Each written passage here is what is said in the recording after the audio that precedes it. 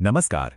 चलिए, पंडित श्रीराम शर्मा आचार्य जी की अखंड ज्योति से एक उद्देश्यपूर्ण जीवन का सार समझते हैं। यह उनकी गहरी शिक्षाओं और कालातीत ज्ञान का निचोड़ है, जो आज भी उतना ही सच है। असल में ये सवाल हम सब पूछते हैं, क्योंकि एक मकसद की तलाश तो हर कोई करता है। तो पहला कदम है अपने असली स्वरूप को समझना, कि हम सिर्फ ये शरीर नहीं हैं।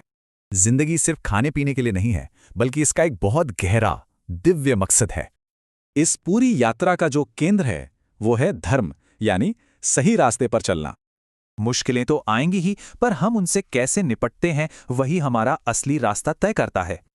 तो सवाल है, इस ज्ञान को जीवन में कैसे उतारें? इसके लिए 3 जरूरी कदम बताए गए हैं।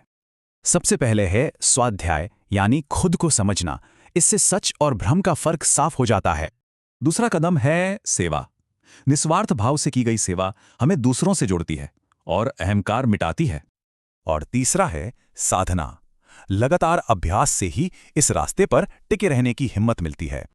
इस रास्ते पर चलने से एक बड़ा बदलाव आता है। चुनाव हमारे हाथ में है कि कौन सा जीवन जिएं।